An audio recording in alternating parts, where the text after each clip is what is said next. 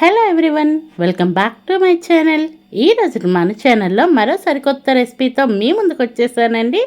చాలా అంటే చాలా క్విక్గా చేసుకోవచ్చు. ఇక రెసిపీ అయితే స్టార్ట్ చేసుకుందాం. దీనికోసం అయితే కనుక నేను ఇక్కడ 3 ఎండు కొబ్బరి చిప్పలను తీసుకున్నానండి. అంటే ఒక ఫుల్ కొబ్బరికాయ, అలాగే ఒక కొబ్బరిలో సగం అయితే తీసుకున్నాను. మీకు కావలసిన క్వాంటిటీలో తీసుకోవచ్చు, ఇన్నే తీసుకోవాలని ఏమీ లేదండి. ఇలా ఈ ఎండు కొబ్బరిని అయితే కనుక నేను వీడియోలో చూపించిన విధంగా చిన్న చిన్న పీసెస్గా ఫస్ట్ అయితే కట్ చేసి పెట్టేసుకోవాలి. ఈ ఎండు కొబ్బరి అయితే నేను కొనేవి కాదండి, నేను ఇంట్లోనే రెడీ చేసుకున్నాను. ఎప్పుడు దేవుడికి కానీ ఇలా కొడుతూ ఉంటాం కదండి, వాటిని ఎండలో పెట్టుకుంటే కాస్త ముద్రకాయలు తీసుకొని ఒక 2 to 3 days ఎండలో పెట్టేసుకుంటే చాలండి, మనకి ఈజీగా డ్రై కోకోనట్ అనేది రెడీ అయిపోతుంది. ఇలా పీసెస్గా కట్ చేసుకున్నాను. అన్ని పీసెస్గా కట్ చేసుకొని మీకు మళ్ళీ చూపిస్తాను. ఈ విధంగా కట్ చేసుకోవాలండి. ఇలా కట్ చేసుకున్న వాటిని ఒక మిక్సీ జార్ తీసుకొని, మిక్సీ జార్లో అయితే మనకి బరకగా కొబ్బరి తురిమి వచ్చే విధంగా పల్స్ ఇస్తూ వీటిని మిక్సీ పట్టేసుకోవాలి. ఈ విధంగా మిక్సీ పట్టేసుకొని పక్కన పెట్టేయండి. నెక్స్ట్ అయితే స్టవ్ వెలిగించి ఒక ప్యాన్ పెట్టుకొని అందులో 1.5 స్పూన్ వరకు నెయ్యిని వేసుకోండి. మనం వేసుకునే నెయ్యి కరిగినాక అందులో ముందుగా మనం మిక్సీ పట్టుకున్న కొబ్బరి తురుమును అయితే ఇందులో వేసేయండి. వేసేసి లో టు మీడియం ఫ్లేమ్లో మంచి అరోమా వచ్చేంత వరకు అయితే వీటిని ఫ్రై చేసుకోండి. అలాగే ఈలోపు అయితే మీకు చిన్న రిక్వెస్ట్ అండి, మన ఛానల్ ఇంతవరకు ఎవరైనా సబ్స్క్రైబ్ చేయకుండా చూస్తే ప్లీజ్ అండి సబ్స్క్రైబ్ చేయండి, వీడియోని ఇస్తే లైక్ చేయండి, ఖచ్చితంగా మీ ఫ్రెండ్స్ అండ్ ఫ్యామిలీ మెంబర్స్కి షేర్ చేయండి. ఇంకా మన ఛానల్లో మంచి మంచి వీడియోస్ ఉన్నాయి, మీకు టైం కుదిరితే కనుక వాటిని కూడా చూడటానికి ట్రై చేయండి. ఈలోపే నేనైతే కొబ్బరిని బాగా ఫ్రై చేసుకున్నాను. చూస్తున్నారు కదా, కలర్ కూడా కాస్తంత మారింది.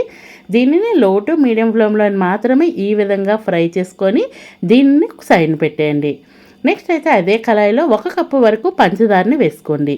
ఒక 1/2 కప్పు వరకు నీళ్ళను వేసుకొని ఈ పంచదారని బాగా కరిగేంత వరకు కరిగించుకోండి. ఇదేంటంటే కొబ్బరి తురుము కొలతల్లో చెప్పాలి అనుకుంటే కొబ్బరి తురుము ఎంత వస్తే అంతకి అంటే ఒక పావు తగ్గించేసి పంచదారని వేసుకుంటే కరెక్ట్గా సరిపోతుంది. దీనిని మనకి ఒక తీగ పాకం వచ్చేంత వరకు అయితే పాకం తీసుకోవాలి. నేను వీడియోలో చూపిస్తూ ఉన్నాను చూడండి. ఇలా తీగలా వచ్చినప్పుడు మనం ముందుగా ఫ్రై చేసి పెట్టుకున్న కొబ్బరిని వేసేయండి. వేసేసి ఈ పంచదార పాకంలో మొత్తం అంతా బాగా కలిసే విధంగా కలిపేసుకోండి. ఇదే ప్లేస్లో పంచదార ప్లేస్లో బెల్లాన్ని కూడా వాడుకోవచ్చండి. పచ్చి కొబ్బరితో చేసే కంటే ఎండు కొబ్బరితో చేస్తే చాలా రుచిగా ఉంటుంది, ట్రై చేయండి. నాకైతే పర్సనల్గా చాలా చాలా బాగా నచ్చింది, మీకు కూడా నచ్చుతుందనే అనుకుంటున్నాను. ఈ విధంగా కూడా ట్రై చేసినాక రెసిపీ ఎలా వచ్చిందో కామెంట్ బాక్స్ ద్వారా తెలియజేయండి.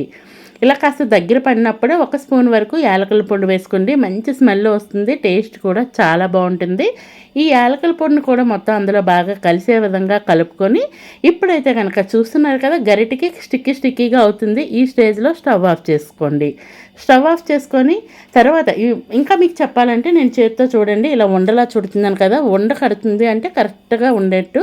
అప్పుడైతే స్టవ్ ఆఫ్ చేసి ఒక ప్లేట్ తీసుకొని ఒక 1/2 స్పూన్ వరకు నెయ్యిని వేసేసి ఆ ప్లేట్ మొత్తం అప్లై చేసుకోండి. అప్లై చేసిన ప్లేట్లోకి నెయ్యి అప్లై చేసిన ప్లేట్లోకి ముందుగా మనము పాకం పట్టుకొని కొబ్బరి తురుము మొత్తాన్ని ఇందులోకి వేసేయండి. వేసేసి ఒక అట్లపులతో కానీ లేదంటే ఇలా స్పాచులా ఉంటే స్పాచులాతో కానీ మొత్తం అంతా ఒక షేప్ని ఇచ్చేయండి. ఒక స్క్వేర్ షేప్లో కనుక పెట్టేసుకుంటే పీసెస్ కట్ చేసుకునేటప్పుడు స్క్వేర్ లాగా వస్తాయి. మనకి ఏ విధంగా అయినా కానీ సెట్ చేసుకోవచ్చు. ఈ విధంగా నేనైతే మొత్తం ఒక స్క్వేర్ లాగా అయితే కనుక మొత్తం అంతటిని సెట్ చేసుకున్నాను. వేడి మీదే మొత్తం అంతా బాగా సెట్ చేసుకుంటే కరెక్ట్గా స్టిక్ అయిపోద్దండి. చల్లారిపోతే ఏంటంటే పొడి పొడిగా వచ్చేస్తుంది కానీ పీసెస్ అనేది రాదు. ఈ విధంగా మొత్తం అంతా సెట్ చేసిన తర్వాత ఒక పావుగంట సేపు పక్కన పెట్టేయండి. పావుగంట తర్వాత చూస్తే బాగా గట్టిపడి ఉంది. దీనిని మనకి కావాల్సిన షేప్లో పీసెస్ అయితే కట్ చేసుకోవచ్చు. యాక్చువల్లీ నేను ఏంటంటే బాగా చల్లగా అయిపోయిన తర్వాత కట్ చేసుకున్నాను. అలా కాకుండా కాస్త గోరువెచ్చగా ఉన్నప్పుడు కట్ చేసుకోండి, పీసెస్ అనేది ఇంకా కరెక్ట్గా వస్తాయి. ఇలా కట్ చేసుకున్న తర్వాత చూపిస్తున్నాను. ఫైనల్లీ మన రెసిపీ అయితే రెడీ అయిపోయిందండి. Ready to eat. Thank you for watching. Please do subscribe to my channel. ఇంకా మన ఛానల్లో మంచి స్నాక్ రెసిపీస్ ఉన్నాయి, మీకు కుదిరితే కనుక కంపల్సరీ చూడటానికి ట్రై చేయండి.